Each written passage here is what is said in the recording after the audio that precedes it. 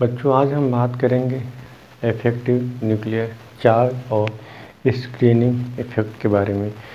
बिना effective nuclear charge आपके atomic size के बारे में नई चीज़ें क्लियर होंगी, आयोनाइजेशन एनर्जी के बारे में, इलेक्ट्रॉन एफिनिटी या इलेक्ट्रोनेगेटिविटी, ये सारी चीज़ें आपको पढ़ाई जाएंगी।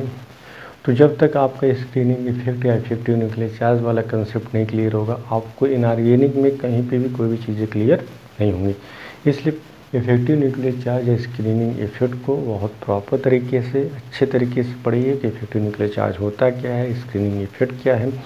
इन सारी चीज़ों को आप अच्छे से समझिए और इससे हम कुछ आपको प्रॉब्लम भी सॉल्व कराएंगे। तो इफेक्टिव न्यूक्लियर चार्ज की बात करें या स्क्रीनिंग इफेक्ट की बात करें, तो इसको पढ़ने के पहले हम आपको एक स्टोरी सुनाते हैं और उस स्टोरी के माध्यम से चीज़ें आपकी क्लियर हो जाएंगी।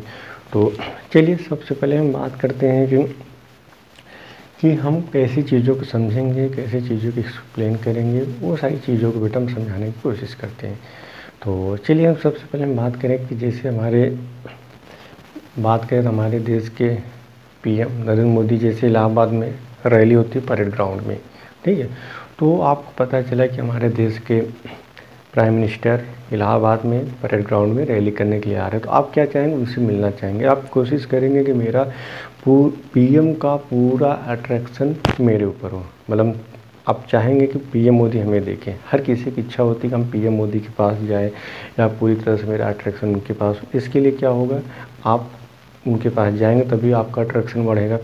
तो इन चीज़ों को समझने के पहले आप स्टोरी समझिए। जैसे हम बात करें, हमारे देश के पीएम नरेंद्र मोदी इलाहाबाद आए हैं। पॉइंट समझने की कोशिश करना बेटा।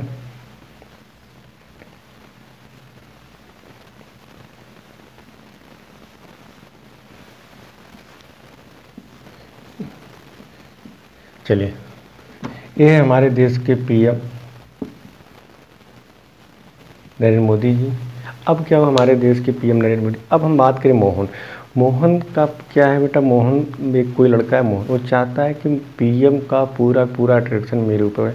वो क्या हुआ, एकदम सुबह गया और वहाँ पे रैली में खड़ा हो गया। यहाँ पे पॉइंट को समझना बेटा, एक एक पॉइंट को। ये है आपका मोहन,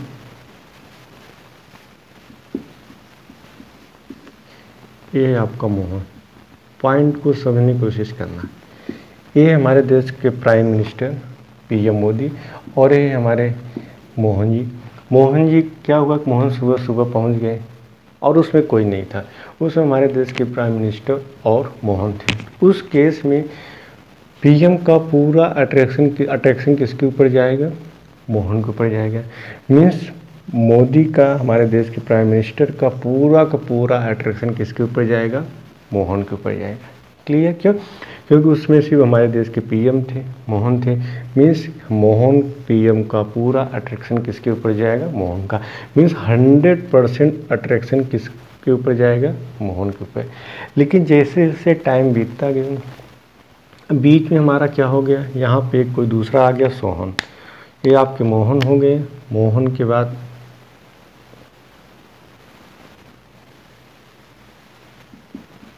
ये आ गए सोहन। क्या आ गया बेटा, सोहन। अभी तक जब तक सोहन नहीं थे, पीएम मोदी का पूरा 100% अट्रैक्शन किसके ऊपर था, मोहन के ऊपर। लेकिन जैसे सोहन की एंट्री होती है, जैसे सोहन की एंट्री होगी, क्या पीएम का पूरा अट्रैक्शन मोहन के ऊपर जाएगा, नहीं जाएगा। मीन्स कुछ न कुछ अट्रैक्शन की कमी आएगी। तो यहाँ पे जैसे अभी तक 100% था, लेकिन सोहन के आने से अट्रैक्शन में कमी हुई। अब ये मान के लिए कि अब पीएम का अट्रैक्शन मोहन के ऊपर कितना गया, 80% गया। तो कितने परसेंट की कमी आई, 20% कमी आई। मीन्स क्या किया कि जो इनके बीच लगने वाला अट्रैक्शन था, इसकी वजह से क्या आ गया बेटा, कमी आ गई। अब क्या हो, मोहन के बाद था सोहन थे। सोहन के बाद हम बात करें, तीसरा एंट्री कर गए श्याम। अब जैसे जैसे अब श्याम एंट्री किए, अब श्याम की एंट्री होगी। तो अभी तक 80% अट्रैक्शन था। अब क्या हुआ, क्या 80% होगा, नहीं। क्यों? क्योंकि कुछ तो किधर जाएगा, श्याम की तरफ जाएगा। तो अब कितना हो गया, 60%। तो कितने परसेंट श्याम पे गया? 20%। तो क्लियर है। तो जब तक कोई नहीं था 100% अट्रैक्शन था, मीन्स पीएम का पूरा अट्रैक्शन किस पे ऊपर था? 100 मोहन के ऊपर। पॉइंट को समझिएगा। लेकिन जैसे श्याम की एंट्री होती है 20% कमी आई, मीन्स अब अट्रैक्शन किसके ऊपर हो गया? मोहन के। मोहन पे कितना अट्रैक्शन गया? 80। तो सोहन पे कितना आया? 20%। अब बीच में एंट्री किया श्याम। तो श्याम जैसे एंट्री किया, अब मोहन पर अट्रैक्शन कितना हुआ? 60%। तो कमी कितनी आई? 40%। पॉइंट को समझिएगा। तो पीएम अभी तक 100% अट्रैक्शन था, लेकिन जैसे सोहन और श्याम के आने पे अट्रैक्शन में क्या हो गया? कमी हो गया। पॉइंट को समझने की कोशिश करना, सारी चीज़ों को एक्सप्लेन करेंगे। तो जो अट्रैक्शन आया, जो कमी आई, किसकी वजह से आई? सोहन और श्याम। तो ये दोनों क्या कर रहे हैं? शील्डिंग का काम कर रहे हैं, मतलब स्क्रीन का काम कर रहे हैं। ठीक है, अब समझना। तो यहाँ पे पीएम जो होंगे हमारे न्यूक्लियस होंगे। अभी सारी चीज़ें बेटा क्लियर होती जाएंगे। पीएम क्या होंगे? हमारे न्यूक्लियस होंगे। मोहन क्या होगा? आउटर बैलेंस सेल इलेक्ट्रॉन होगा। और यहाँ पे सोहन और श्याम क्या होंगे? हमारे इनर सेल इलेक्ट्रॉन होंगे। तो जैसे जैसे इनर सेल इलेक्ट्रॉन बढ़ते जाएंगे, पॉइंट को समझना बेटा, जैसे जैसे यहाँ मोहन, सोहन, चिंटू, पिंटू, मिंटू बढ़ते चले जाएंगे, पीएम का अट्रैक्शन क्या होता जाएगा? मोहन पे कम होता जाएगा। मीन्स जो इनर सेल होते हैं हमारे क्या काम करते हैं? शील्डिंग का काम करते हैं। ठीक है, तो जो अट्रैक्शन में कमी आती है उसी को बोलते हैं इफेक्टिव न्यूक्लियर चार्ज। तो हमारे अभी चीज़ें एक्सप्लेन करेंगे। पीएम का अट्रैक्शन मोहन पे पहले 100% था, मीन्स कितना फोर्स ऑफ अट्रैक्शन एक्सपीरियंस किया? 100%। लेकिन जैसे बीच में मोहन, सोहन, चिंटू, पिंटू आते जाएंगे, पीएम का अट्रैक्शन क्या होता जाएगा? कमी है। तो जो कमी हो रही किसके वजह से हो रही? इस इनर सेल के वजह से, जिसे क्या बोलते हैं बेटा? शील्डिंग इफेक्ट बोलते हैं। अभी एक्सप्लेन करेंगे सारी चीज़ों को। अब जैसे जैसे इनर सेल बढ़ता जाएगा, ये यहाँ पे इनर सेल बढ़ता चला जाएगा, मतलब जैसे जैसे यहाँ पे सेल बढ़ते चले जाएंगे तो जेड इफेक्टिव क्या होता जाएगा बेटा? कम होता जाए। मीन्स पीएम का अट्रैक्शन मोदी पे कम होता जाएगा। पॉइंट को सुने, मीन्स न्यूक्लियस का जो अट्रैक्शन होगा बैलेंस सेल इलेक्ट्रॉन पे कम होता जाएगा। एक पॉइंट को फिर समझिएगा। मैंने क्या होता, जब तक कोई सेल नहीं था पीएम का अट्रैक्शन 100% था, लेकिन जैसे यहाँ पे नंबर ऑफ सेल जैसे मोहन, सोहन, चिंटू, पिंटू, राम, श्याम बढ़ते चले जाएंगे, पीएम का अट्रैक्शन क्या होगा? इनके ऊपर भी जाएगा। मीन्स 100% के बजाय क्या होगा बेटा? कमी होती जाएगी। तो इसी क्या बोलते हैं बेटा? जेड इफेक्टिव बोलते हैं। तो पीएम को मानिए न्यूक्लियस, मोहन को मानिए बेटा बैलेंस सेल इलेक्ट्रॉन, बाहर वाले सेल क्या मानेंगे? इनर सेल मानेंगे। पहले इस डायग्राम को बेटा बनाइए, फिर हम आगे बात करते हैं।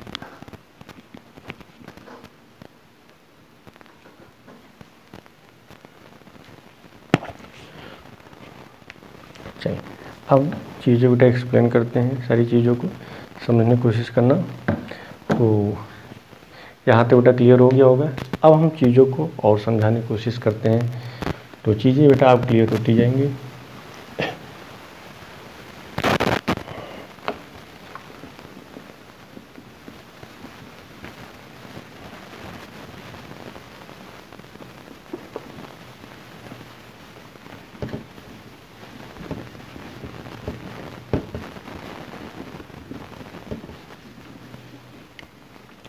तो सबसे पहले हम बात करते हैं इफेक्टिव न्यूक्लियर चार्ज और स्क्रीनिंग इफेक्ट। पहले हम चीज़ों को बेटा समझा देते हैं, फिर एक बार बोल देते हैं बेटा, फिर उसका समझाने की कोशिश। इफेक्टिव न्यूक्लियर चार्ज को रिप्रेजेंट करते हैं जेड इफेक्टिव, और स्क्रीनिंग इफेक्ट को बोलते हैं सिग्मा। इफेक्टिव न्यूक्लियर चार्ज का मतलब पॉइंट को समझिए। यहाँ पे लिखा गया valence shell electron, valence shell electron suffer force of attraction due to nucleus. Point को सुनो बेटा, यहाँ पर लिखा valence shell electron suffer force of attraction due to nucleus and force of repulsion due to inner shell electron. अभी चीज़ों को explain करेंगे। यहाँ पर लिखा the decrease in force of attraction on valence electron due to inner shell electron is called screening effect और shielding effect. फिर third point लिखा गया due to screening effect valence shell electron experience less force of attraction exerted by the nucleus, that is total attraction force experienced by the valence electron is called Z effective. Fourth point लिखा गया there is reduction in nuclear charge due to screening effect reduced nuclear charge is called effective nuclear charge। एक बार फिर से बेटा बोल दे रहे हैं, फिर हम समझाते हैं। नोट करिए valence shell electron suffer force of attraction due to nucleus and force of repulsion due to inner shell electron. फिर अगला लिखा the decrease in force of attraction on valence electron due to inner shell electron is called screening effect और shielding effect. Third point लिखा है due to screening effect valence shell electron experience less force of attraction exerted by the nucleus, that is total attraction force experienced by the valence electron is called Z effective. There is reduction in the nuclear charge due to screening effect, reduced nuclear charge called effective nuclear charge। यहाँ पर लिखा Z effective Z minus sigma. Z effective means क्या Z minus sigma. Z effective क्या होता है? Z effective होता है actual, पहले नोट करिए बेटा फिर समझाते हैं। Actual nuclear charge. Z क्या होता है हमारा? ओरिजिनल न्यूक्लियर चार्ज, या आप बोल सकते हैं एटॉमिक नंबर। और सिग्मा क्या होता है हमारा? स्क्रीनिंग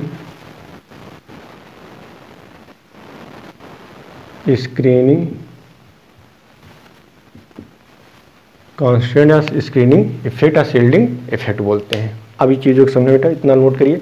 अब हम सारे पॉइंट को एक्सप्लेन करते हैं और उसको समझिएगा।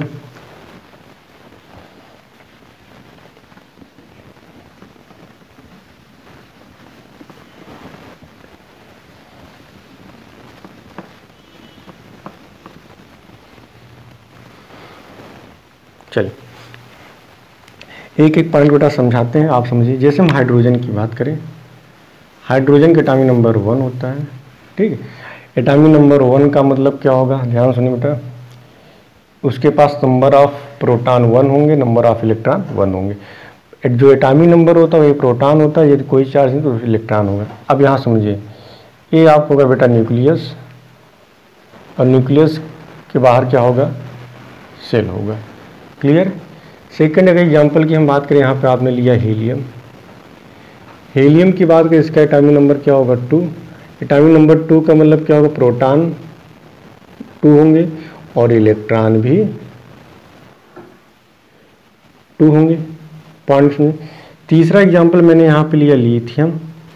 लिथियम का एटॉमिक नंबर क्या होता है? 3। 3 मतलब क्या लिखेंगे? 2 1।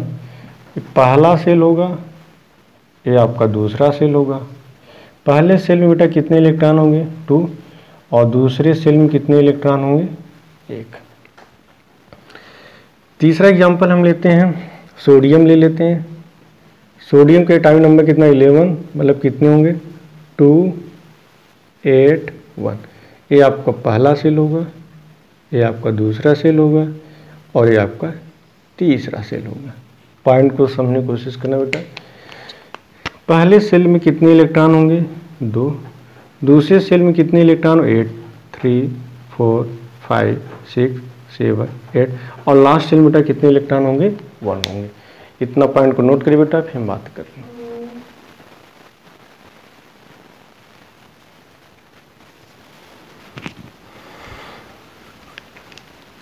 समझिए। अब सुनिए, यहाँ पे हाइड्रोजन 1 है, एटॉमिक नंबर 1 है, तो नंबर ऑफ इलेक्ट्रॉन 1 होगा, सेल 1 होगा। यहाँ पे हीलियम है तो इसका इलेक्ट्रॉनिक कॉन्फ़िगरेशन क्या होता है? 1s2, 1 सेल होगा। लिथियम क्या होता है? 1s2 2s1। ये पहला सेल होगा, ये दूसरा सेल होगा। सोडियम की बात करें बेटा, 1s2 2s2 2p6 3s1। ये पहला सेल होगा, ये दूसरा सेल होगा, ये तीसरा सेल होगा। पॉइंट को समझें। न्यूक्लियस के अंदर क्या होगा, प्रोटॉन होता है, प्रोटॉन पे चार्ज क्या होता है, पॉजिटिव चार्ज होगा। तो यहाँ पे समझो बेटा, ये हमारे देश के क्या थे, पीएम थे। पॉइंट को समझो बेटा, न्यूक्लियस, न्यूक्लियस पे चार्ज कैसा होता है, प्रोटॉन होता है, प्रोटॉन क्या होता है, पॉजिटिव चार्ज। ये बैलेंस सेल इलेक्ट्रॉन है, ये क्या बेटा, बैलेंस सेल इलेक्ट्रॉन। ये प्रोटॉन, ये इलेक्ट्रॉन इसके साथ क्या बेटा, अगर इनके बीच कोई अट्रैक्शन नहीं होगा तो इलेक्ट्रॉन क्या बेटा बाहर चला जाएगा आउटर सेल के, बैलेंस इलेक्ट्रॉन के। तो होता क्या है कि देखिए न्यूक्लियस होता है, न्यूक्लियस के चारों तरफ क्या होता है, इलेक्ट्रॉन रिवॉल्व करते हैं। तो कोई चीज़ रिवॉल्व कब करेगा, जब क्या उनके बीच फोर्स ऑफ अट्रैक्शन हो। इलेक्ट्रॉन न्यूक्लियस चार्ज में रिवॉल्व क्यों करते, क्योंकि न्यूक्लियस के बाद प्रोटॉन होता है, प्रोटॉन पे पॉजिटिव चार्ज होता है, पॉजिटिव और निगेटिव में क्या होता है, अट्रैक्शन होता है। पॉइंट समझिए। अब क्या होगा, देखिए यहाँ पे कोई इलेक्ट्रॉन नहीं है, यहाँ पे सिर्फ पीएम है और यहाँ पे हमारे कौन है बेटा, मोहन। तो पूरा का पूरा अट्रैक्शन किसके ऊपर है, इलेक्ट्रॉन के ऊपर है। मीन्स न्यूक्लियस चार्ज, ये हमारा न्यूक्लियस चार्ज का पूरा अट्रैक्शन किसके ऊपर है, इलेक्ट्रॉन के ऊपर है। पॉइंट समझने की कोशिश करना। अब मतलब कि जितना फोर्स ऑफ अट्रैक्शन लगना चाहिए, 100% फोर्स ऑफ अट्रैक्शन किस लग रहा है, इलेक्ट्रॉन पे। मीन्स 100% इनके बीच क्या बेटा, फोर्स ऑफ अट्रैक्शन है। पॉइंट को समझने की कोशिश करना। अब यहाँ पे समझना, हीलियम की बात करें तो यहाँ पे तो क्या फोर्स ऑफ अट्रैक्शन में कोई कमी आ रही, नहीं आ रही। लेकिन सबसे इसके बाद हम सेकंड एग्जांपल लेते हैं, हीलियम की लेते हैं। हीलियम की बात करें तो इसके पास 2 इलेक्ट्रॉन होगा, तो इस प्रोटॉन इलेक्ट्रॉन के बीच क्या होगा, अट्रैक्शन होगा। इसको बैलेंस सेल मान लीजिए, क्या होगा बेटा, अट्रैक्शन होगा। ये आपके हैं मोहन, ये हमारे देश के पीएम। लेकिन यहाँ पे दूसरा इलेक्ट्रॉन लिखा गया है, इलेक्ट्रॉन पे चार्ज कैसा होता है, नेगेटिव, और यहाँ पे इलेक्ट्रॉन पे चार्ज क्या होता है, नेगेटिव। तो नेगेटिव और नेगेटिव में क्या होता है, रिपल्सन होगा। पॉइंट को समझना, ये है प्रोटॉन, न्यूक्लियस है, और ये है आपका इलेक्ट्रॉन। इलेक्ट्रॉन पे चार्ज क्या होता है, नेगेटिव। इस प्रोटॉन इलेक्ट्रॉन के बीच अट्रैक्शन होगा, लेकिन यहाँ पे जो दूसरा इलेक्ट्रॉन है वो क्या करेगा, इस इलेक्ट्रॉन को क्या करेगा, रिपल्सन करेगा, रिपेल करेगा। तो जो फोर्स ऑफ अट्रैक्शन लगना चाहिए इस इलेक्ट्रॉन की वजह से क्या होता है बेटा, कमी हो जाती है। अब तीसरा एग्जांपल लेते हैं, लिथियम। लिथियम का 2 1, ये पहला ये दूसरा। पॉइंट को समझने की कोशिश करना। ये न्यूक्लियस है, इनके बीच क्या हो रहा है, अट्रैक्शन हो रहा है, इनके बीच क्या होता है, अट्रैक्शन। लेकिन ये आपका इनर सेल वाले इलेक्ट्रॉन, इलेक्ट्रॉन इलेक्ट्रॉन में क्या होता है, रिपल्सन होगा, रिपल्स। तो जितना अट्रैक्शन ये इलेक्ट्रॉन पहले कर रहा था, क्या इस इनर की वजह से क्या होता है, कमी आ जाएगी, क्योंकि इलेक्ट्रॉन क्या करेगा, रिपल करेगा। अभी और समझाने की कोशिश करते हैं। यहाँ पे लिया गया सोडियम, सोडियम का लिया 2 8 1 1। ये न्यूक्लियस पहला दूसरा तीसरा। देखिए इनके बीच क्या होगा, अट्रैक्शन होगा। बैलेंस इलेक्ट्रॉन मतलब जो आउटर होते हैं, अट्रैक्शन होगा। इलेक्ट्रॉन पे चार्ज क्या होता है, नेगेटिव, यहाँ पे भी नेगेटिव, यहाँ पे भी नहीं। तो इनर सेल की वजह से क्या होगा, इलेक्ट्रॉन इलेक्ट्रॉन में क्या होगा, रिपल्सन होगा। इस वाले सेल के भी मतलब जितने भी इनर सेल में इलेक्ट्रॉन होंगे, ये बाहर वाले बैलेंस इलेक्ट्रॉन को क्या करेंगे बेटा, रिपेल करेंगे। तो जितना अट्रैक्शन होना चाहिए उतना अट्रैक्शन नहीं होता, बल्कि उसके अट्रैक्शन में क्या होती है बेटा, कमी हो जाती है। तो यहाँ पे यही लिखा गया है कि valence electron suffer force of attraction due to nucleus. कह रहा है कि जो बैलेंस सेल इलेक्ट्रॉन होता है, ये न्यूक्लियस होते हैं, इनके बीच क्या होता है, force of attraction. Balance shell electron और न्यूक्लियस के बीच क्या होता है, फोर्स ऑफ अट्रैक्शन। आगे लिखा and force of repulsion due to inner shell electron. Means कह रहा है जो बैलेंस सेल इलेक्ट्रॉन और न्यूक्लियस के बीच फोर्स ऑफ अट्रैक्शन होता है, लेकिन जो इनर सेल वाले इलेक्ट्रॉन होते हैं और इस बैलेंस सेल इलेक्ट्रॉन में क्या होता है, रिपल्सन होता है। पॉइंट को समझिए कि न्यूक्लियस और बैलेंस सेल इलेक्ट्रॉन के बीच फोर्स ऑफ अट्रैक्शन होगा, लेकिन जो इनर वाले इलेक्ट्रॉन होंगे और बैलेंस इलेक्ट्रॉन के बीच क्या होगा, रिपल्सन होगा। क्यों रिपल्सन होता है, क्योंकि इनर वाले सेल में इलेक्ट्रॉन पे नेगेटिव चार्ज, यहाँ पे भी क्या होता है बेटा, नेगेटिव चार्ज होता है। तो पहला पॉइंट समझ में आ गया कि valence shell electron suffer force of attraction due to nucleus. Nucleus में पॉजिटिव चार्ज होता है, पॉजिटिव नेगेटिव पे क्या होगा, अट्रैक्शन होगा। लेकिन force of attraction due to inner shell electron, लेकिन जो इनर सेल इलेक्ट्रॉन की वजह से क्या होगा, रिपल्सन होगा इन वैलेंस सेल इलेक्ट्रॉन के केस में। एक बेटा इसको मिटा के थोड़ा साफ सुथरा बना दे।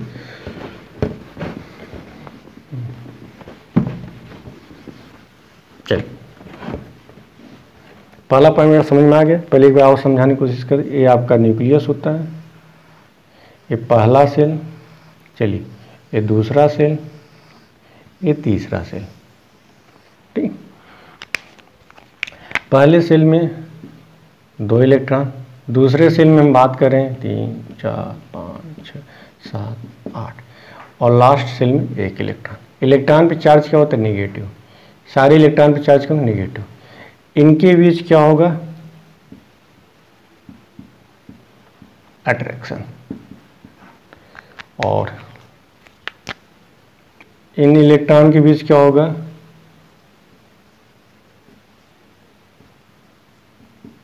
रिपल्सन। या इस इलेक्ट्रॉन के बीच क्या होगा, रिपल्सन। क्लियर। आगे लिखा गया है, देखिए जब तक इनर सेल में एक भी इलेक्ट्रॉन नहीं थे तो न्यूक्लियस का पूरा अट्रैक्शन किसके ऊपर था, बैलेंस सेल इलेक्ट्रॉन। लेकिन इस इनर सेल के आने से क्या हुआ, अट्रैक्शन में कमी आई। तो वहाँ the decrease in force of attraction on the valence electron due to inner shell electron is called screening effect या शील्डिंग इफेक्ट। अब जब तक न्यूक्लियस से मान चल रहे हैं बेटा कि पहले जब तक इनर सेल में इलेक्ट्रॉन नहीं थे, इसका अट्रैक्शन कितना था, 100%, या मान लीजिए 10 कूलॉम। कितना था, 10 कूलॉम। क्लियर। लेकिन जैसे इनर सेल में इलेक्ट्रॉन आया तो इस पे अट्रैक्शन कितना आपका कहा गया, 6 कूलॉम। तो कितनी कमी आई, 4 कूलॉम की क्या आई बेटा, कमी। फिर समझना, पहले न्यूक्लियस का अट्रैक्शन इसके ऊपर 100% था। आपने बोला कि न्यूक्लियस का अट्रैक्शन बैलेंस इलेक्ट्रॉन पे 10 कूलॉम था। लेकिन जैसे इनर सेल में इलेक्ट्रॉन आ गए, इलेक्ट्रॉन इसको रिपेल किए तो फोर्स ऑफ अट्रैक्शन में कमी आई। तो कितना कमी आई, 4 कूलॉम की कमी आई। तो कितना एक्सपीरियंस करेगा बेटा, 6 कूलॉम। ठीक है। तो यहाँ पर लिखा था decrease in force of attraction on valence electron due to inner shell electron is called screening. मतलब कितने की कमी आ रही है उसे क्या बोलेंगे बेटा, स्क्रीनिंग इफेक्ट बोलेंगे। जितना ज़्यादा स्क्रीनिंग इफेक्ट या शील्डिंग इफेक्ट होगा, मेन पॉइंट समझना यहाँ पे। तो Z effective nuclear charge, Z minus sigma. Z मतलब क्या होगा, एक्चुअल, मतलब कितना था, ओरिजिनल न्यूक्लियर चार्ज कितना था। सिग्मा मतलब कितनी कमी आई। जितनी कमी आएगी तो एक्चुअल माइनस कर देंगे तो हमें एक्चुअल पता चल जाएगा कि कितना न्यूक्लियस और बैलेंस इलेक्ट्रॉन के बीच फोर्स ऑफ अट्रैक्शन लग रहा है। जैसे हम नॉर्मल बात करें, यहीं पे समझने की कोशिश करना बच्चों। जब तक न्यूक्लियस इनर सेल में कोई भी इलेक्ट्रॉन नहीं था, पॉइंट को समझना, तो जो एटॉमिक नंबर होता वही होता। पहले था आपका 10 कूलॉम था, पहले न्यूक्लियस का 10। लेकिन जैसे इनर सेल में आया तो कमी हो गई। कितनी कमी हो गई, ये कहा गया कि स्क्रीनिंग इफेक्ट कितना था, 4 कूलॉम। जेड कितना था, 10 कूलॉम। तो जेड इफेक्टिव कितना होगा, 10 माइनस 4 होगा। मतलब कितना इफेक्ट होगा, 4 कूलॉम का होगा। तो यहाँ पे वही कह रहा है कि decrease in force of attraction on valence electron due to inner shell electron is called shielding effect. मतलब कितनी कमी हो रही है। तो जो एक्चुअल फोर्स ऑफ अट्रैक्शन होगा बैलेंस इलेक्ट्रॉन पे, उसे क्या बोल देंगे बेटा, जेड इफेक्टिव बोलेंगे। तो यहाँ पे लिखा due to screening effect valence electron experience less force of attraction exerted by the nucleus. मतलब पहले न्यूक्लियस 100% एक्सपीरियंस कर रहा था, लेकिन बैलेंस इनर सेल में इलेक्ट्रॉन आने की वजह से या शील्डिंग इफेक्ट की वजह से जो फोर्स ऑफ अट्रैक्शन लग रहा था उसमें कमी आ गई। दैट इज कितना लग रहा force of attraction, that is total attraction force experience by the valence electron is called Z effective. Z effective मतलब समझिए कि जैसे जब तक पीएम मोदी और मोहन थे तो पीएम मोदी का पूरा अट्रैक्शन किसके ऊपर था, मोहन के ऊपर था। ठीक। लेकिन जैसे ही हमारा रोहन सोहन चिंटू आ गए, अट्रैक्शन कमी आ गई। तो उस केस में मोदी का मोहन पे कितना अट्रैक्शन करंट में लग रहा है, उसी को बोलते हैं बेटा जेड इफेक्टिव बोलते हैं। क्लियर। जो कमी आती है उसे क्या बोलते हैं, स्क्रीनिंग इफेक्ट बोलते हैं। तो यहाँ पर लिखा there is reduction in nuclear charge due to screening effect, reduce nuclear charge is called Z effective nuclear charge. इस पॉइंट को समझे, due to screening effect, screening effect की वजह से valence shell electron experience less force of attraction जो exerted by the nucleus, that is total attraction force experience by the valence electron is called Z effective. तो फिर समझने की कोशिश करना बेटा, ये आपका न्यूक्लियस है, ये आपका पहला सेल है, ये आपका दूसरा सेल है। जब तक इनर सेल में कोई भी इलेक्ट्रॉन नहीं था 100% न्यूक्लियस फोर्स ऑफ अट्रैक्शन कर रहा था, मतलब पूरा 100% किस अट्रैक्शन था इस पे न्यूक्लियस बैलेंस इलेक्ट्रॉन। लेकिन जैसे ही इनर सेल में इलेक्ट्रॉन आ गए क्या हुआ, रिपल्सन होने लगा इनके बीच। तो जो इस पे अट्रैक्शन 100% था वो कमी होगी, कितना हो गया 80%, 40%। तो जो एक्चुअल होता है उसी को बोलते हैं जेड इफेक्टिव न्यूक्लियर चार्ज।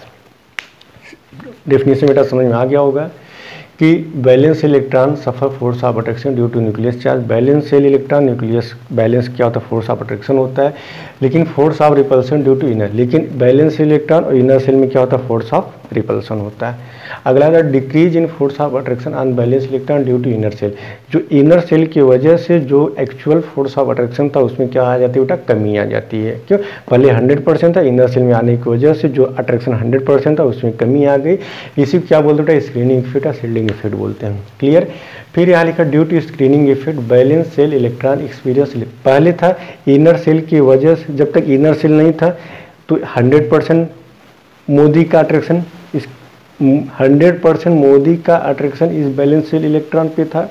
लेकिन इनर सेल के आने से इस पे क्या 100% अट्रैक्शन होगा, नहीं होगा, तो कमी आ जाएगी। तो जो कमी आएगी मीन्स टोटल अट्रैक्शन, मतलब कमी आने के बाद जितना यहाँ पे अट्रैक्शन एक्सपीरियंस कर रहा है उसी क्या बोलते हैं बेटा, जेड इफेक्टिव बोलते हैं। क्लियर। एक बार फिर बेटा समझा दे रहे हैं डेफिनेशन को, पॉइंट को समझने की कोशिश करना बेटा, क्योंकि ये बहुत कम समझ में आता है बच्चों को, ठीक है, इसलिए मैं चीज़ों को बार बार इसको रिपीट कर रहा हूँ। ये आपका न्यूक्लियस हुआ, ये आपका पहला है, ये न्यूक्लियस है, ये पहला सेल है, ये आपका दूसरा सेल है। जैसे हम बात करें तो यहाँ पे इलेक्ट्रॉन है, यहाँ प्रोटॉन है, तो टोटल इलेक्ट्रॉन 100% इलेक्ट्रॉन पर अट्रैक्शन हो रहा है। मीन्स यहाँ पे इलेक्ट्रॉन का जो मीन्स मोदी का अट्रैक्शन पूरा 100% हो रहा है, मीन्स इलेक्ट्रॉन 100% अट्रैक्शन एक्सपीरियंस कर रहा है। लेकिन इनर सेल के आने की वजह से क्या होगा, इसको रिपेल करेगा, बाहर करेगा, ठीक है, तो इनका अट्रैक्शन पूरी तरह से नहीं हो पाएगा। तो जितना टोटल कमी आने के बाद जो एक्सपीरियंस करता है उसे क्या बोलते हैं, जेड इफेक्टिव बोलते हैं। क्लियर। पॉइंट समझ में आ रहा है। मीन्स आप कह सकते inner electron will repel outer electron due to same charge. Clear. तो इतनी पॉइंट को बेटा नोट करिए, फिर हम बात करते बेटा कैसे आप इसको निकालते हैं। नोट करिए जेड इफेक्टिव। जेड इफेक्टिव निकालने के लिए जेड माइनस सिग्मा। जेड क्या होता है, जेड होता है हमारा एटॉमिक नंबर, सिग्मा क्या होता है बेटा, स्क्रीनिंग इफेक्ट या शील्डिंग इफेक्ट या स्क्रीनिंग कांस्टेंट। तो स्क्रीनिंग इफेक्ट कैसे निकालते हैं, तो एक स्लेटर रूल था, स्लेटर रूल्स के अकॉर्डिंग हम स्क्रीनिंग इफेक्ट निकालते हैं। तो आज हम आपको स्क्रीनिंग इफेक्ट निकालना सिखा देते हैं, कैसे आप स्क्रीनिंग इफेक्ट या स्क्रीनिंग कांस्टेंट या सिग्मा की वैल्यू कैसे कैलकुलेट करते हैं। तो फटाफट नोट करिए।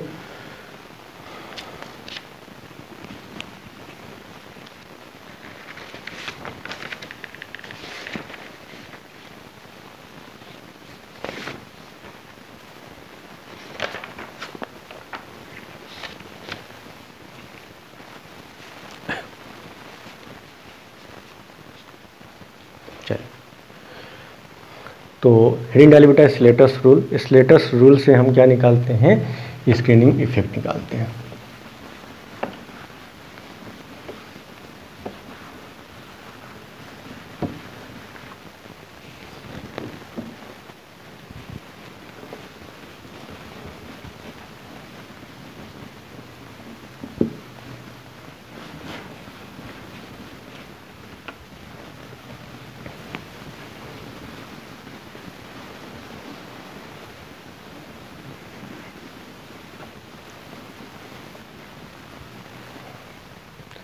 हेडिंग डालिए बेटा स्लेटर्स रूल। हेडिंग डालिए स्लेटर रूल।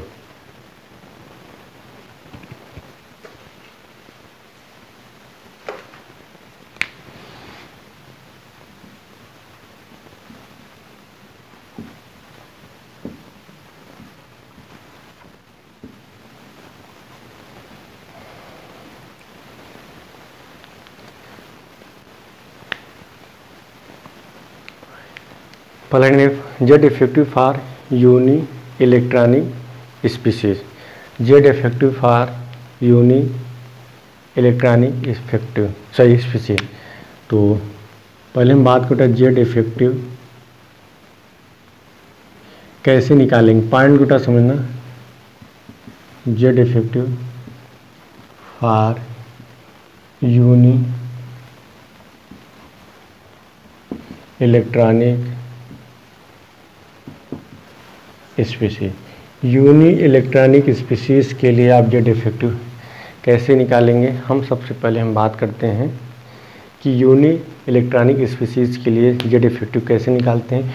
तो यूनी इलेक्ट्रॉनिक का मतलब क्या होता है, कोई ऐसा स्पीसीज जिसके पास सिर्फ एक इलेक्ट्रॉन हो, तो उसके लिए आप कैसे जेड इफेक्टिव निकालते हैं। ठीक है, तो जेड इफेक्टिव निकालने के लिए आपका फार्मूला क्या होता है।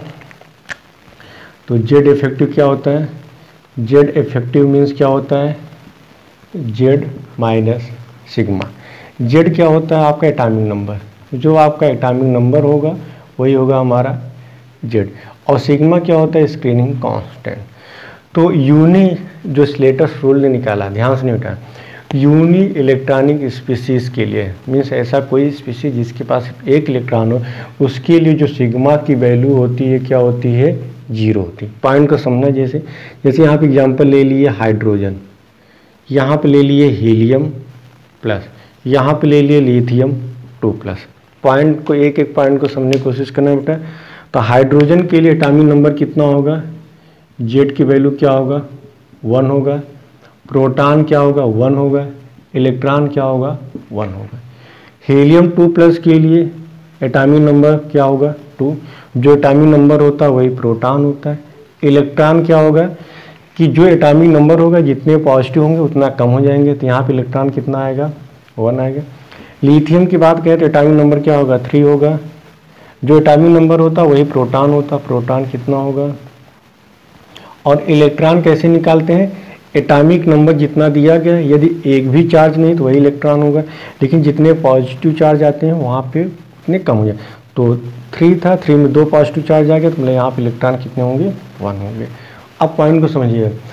तो स्लेटर्स रूल में होता है कोई ऐसा स्पीसीज जिसके पास एक इलेक्ट्रॉन हो, तो उसके लिए जेड इफेक्टिव कैसे निकाले, जेड इफेक्टिव और जेड माइनस सिग्मा कैसे समझने की कोशिश करना। तो यहाँ के सबसे पहले सिग्मा, तो पहले समझना कैसे है। यहाँ पे देखिए ये आपका न्यूक्लियस, और न्यूक्लियस के चारों तरफ क्या होगा, इलेक्ट्रॉन। अगर हाइड्रोजन की बात करें, इसके आउटर में एक इलेक्ट्रॉन होगा। इसके लिए बात करेंगे एक इलेक्ट्रॉन। यहाँ की बात करें, ये आपका न्यूक्लियस और एक इलेक्ट्रॉन। पॉइंट को समझिए। देखिए एक ही इलेक्ट्रॉन, एक इलेक्ट्रॉन, एक इलेक्ट्रॉन, क्या इस सेल में कोई दूसरा इलेक्ट्रॉन है, नहीं। क्या इनर सेल है, नहीं। तो न्यूक्लियस का पूरा अट्रैक्शन क्या होगा, 100% होगा। जब अट्रैक्शन 100% है, मतलब सिग्मा की वैल्यू क्या होगी, 0। देखो बेटा, सिग्मा के बढ़ने पे जेड इफेक्टिव कम होगा। और सिग्मा कब आएगा, जब कोई दूसरा इलेक्ट्रॉन है। जब एक ही, जब मोहन और पीएम है, हमारे देश के सिर्फ कौन थे, पीएम और मोहन थे, तो 100% अट्रैक्शन था, मेरी कोई भी शील्डिंग नहीं थी, सिग्मा की वैल्यू क्या थी, 0। सिग्मा कब आएगा, जब किसी की एंट्री हो जाएगी। तो देखिए यहाँ पे एक electron, 1 electron, 1 electron, means 100% attraction हो रहा है। मीन्स जो बैलेंस इलेक्ट्रॉन है 100% क्या फोर्स ऑफ अट्रैक्शन एक्सपीरियंस कर रहा है। तो उस केस में क्या होगा, सिग्मा की वैल्यू क्या होगी, 0। तो स्लेटर्स रूल ने बताया कि यदि कोई ऐसा स्पीसीज जिसके पास सिर्फ एक इलेक्ट्रॉन, इसके एग्जांपल जैसे हाइड्रोजन हो गया, हीलियम प्लस हो गया, लिथियम प्लस हो गया, तो उस केस में सिग्मा की वैल्यू क्या होगी, 0 होगी। तो जेड इफेक्टिव बराबर क्या होगा, जेड माइनस सिग्मा। क्लियर है। तो अगर हम बात करें हाइड्रोजन के लिए, हाइड्रोजन के लिए हम बात करें तो हाइड्रोजन के लिए जेड इफेक्टिव क्या कितना आएगा, हाइड्रोजन एटॉमिक नंबर कितना, 1 - 0, कितना आ गया, 1। हीलियम प्लस के लिए क्या होगा, जेड इफेक्टिव कितना होगा, एटॉमिक नंबर कितना होगा, 2 - 0 मीन्स 2। लिथियम 2+ के लिए जेड इफेक्टिव क्या होगा, जेड इफेक्टिव मतलब क्या होगा, 3 - 0 मतलब 3। तो यहाँ पे समझ में आ रहा है कि यदि यूनी इलेक्ट्रॉनिक स्पीशीज दिया गया है तो जेड इफेक्टिव इक्वल कितना हो जाएगा, जेड।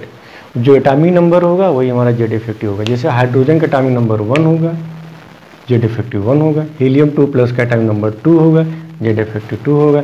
लिथियम 3 प्लस का एटॉमिक नंबर 3 होगा, जेड इफेक्टिव क्या होगा 3 होगा। बेरिलियम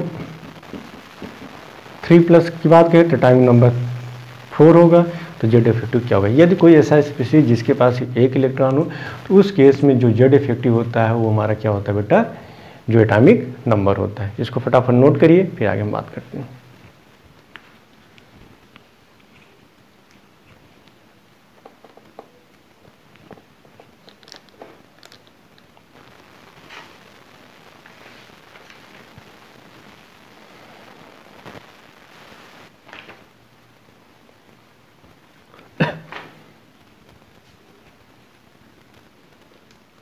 चलिए, Z effective for by electronic species.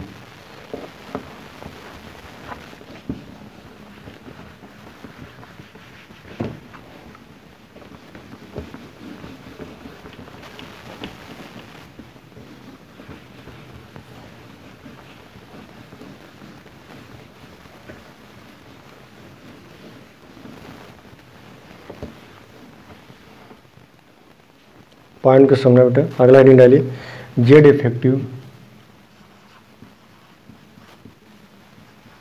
Effective for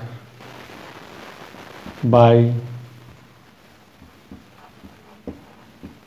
electronic species.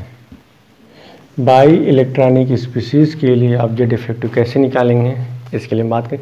By electronic species का मतलब क्या होगा, कोई ऐसा स्पीशीज जिसके पास टोटल कितने इलेक्ट्रॉन है, 2।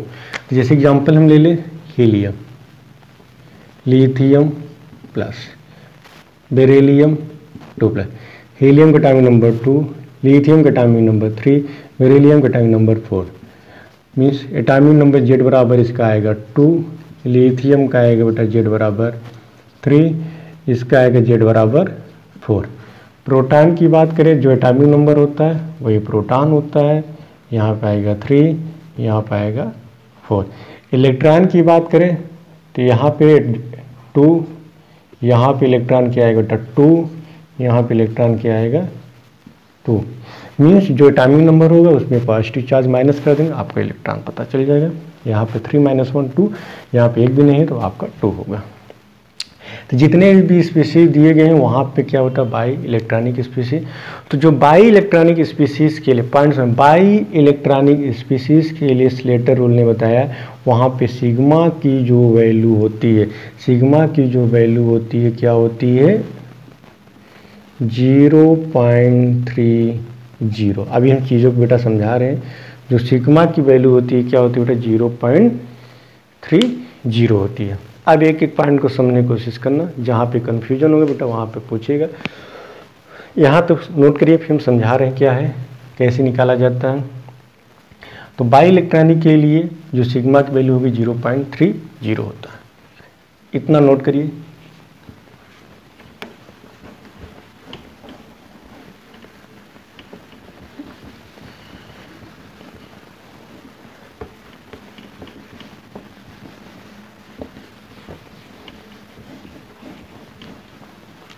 बेटा हम 3 एग्जाम्पल लिए थे, हम तीनों का अलग अलग एक्सप्लेन करते हैं।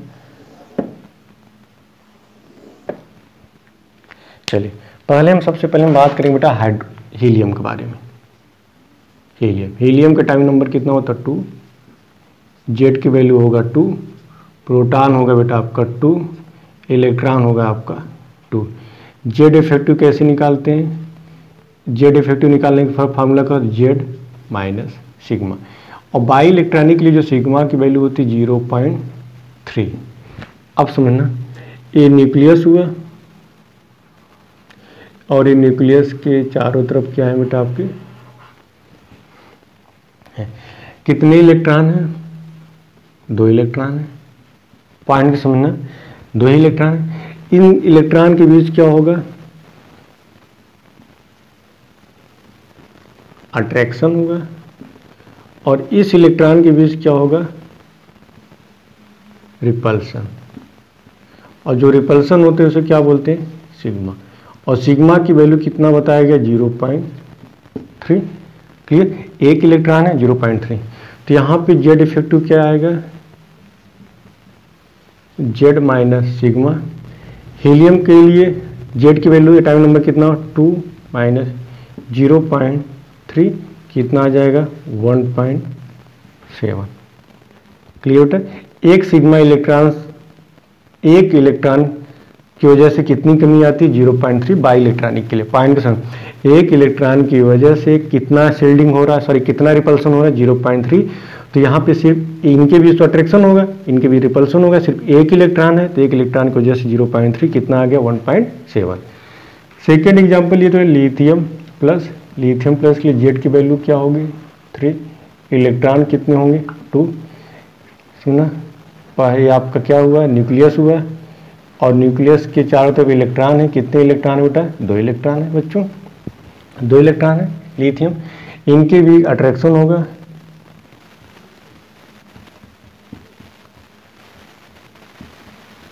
इनके बीच क्या होगा बेटा रिपल्सन होगा बच्चों, क्या होगा रिपल्सन। एक इलेक्ट्रॉन है, बाई इलेक्ट्रॉनिक के लिए सिग्मा की वैल्यू कितना मानेंगे 0.3, तो जेड इफेक्टिव बराबर क्या होता है जेड माइनस सिग्मा। जेड की वैल्यू कितना 3, 1 जो यहाँ पे आ जाएगा 0.3, तो जेड इफेक्टिव कितना आ जाएगा 2.7। क्लियर। तीसरा एग्जांपल लिए थे बेरिलियम 2+, जेड की वैल्यू होगी 4, इलेक्ट्रॉन होगा 2, यहाँ पे क्या होगा 2, तो जेड इफेक्टिव बराबर क्या हो जाएगा 4 माइनस 0.3, मतलब कितना आ जाएगा यहाँ पे 3.7।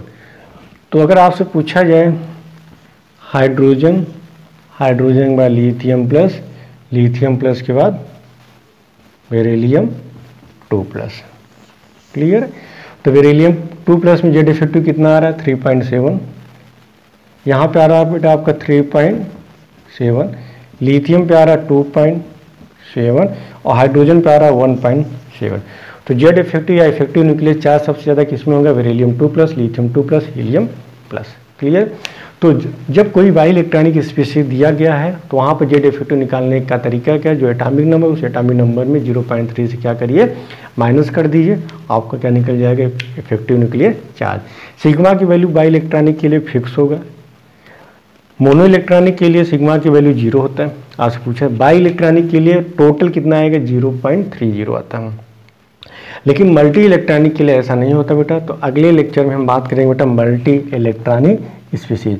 तो मल्टी इलेक्ट्रॉनिक स्पीशीज में आप कैसे सिग्मा की वैल्यू निकालते हैं, और जैसे आपको सिग्मा की वैल्यू निकल जाएगी आप जेड इफेक्टिव निकाल लेंगे।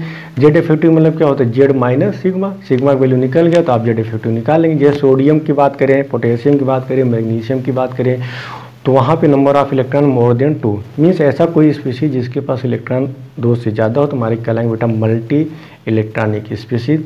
और मल्टी इलेक्ट्रॉनिक स्पीशीज में आप जेड इफेक्टिव कैसे निकालते हैं बेटा अगले लेक्चर में हम डिस्कशन करेंगे। जेड इफेक्टिव इसलिए हम प्रॉपर तरीके से आपके एनसीईआरटी में बेटा कहीं नहीं, थोड़ा सा कहीं मेंशन दिया गया। आप जब एस ब्लॉक पढ़ेंगे, पी ब्लॉक पढ़ेंगे, डी ब्लॉक, ए ब्लॉक, ये सारी चीज़ें बार बार आएंगी। अगर यहाँ पर हम इसको छोड़ देंगे बेटा आपको आगे समझ में नहीं आएगा। तो इसके बाद जैसे आपका Z effective AI screening effect से इफेक्ट कंप्लीट होगा, हम बात करेंगे बेटा एटॉमिक साइज के बारे में। तो अगले लेक्चर में हम बात करेंगे बेटा मल्टी इलेक्ट्रॉनिक स्पीशीज़ के बारे में। ठीक, तो आज के लिए इतना बच्चों।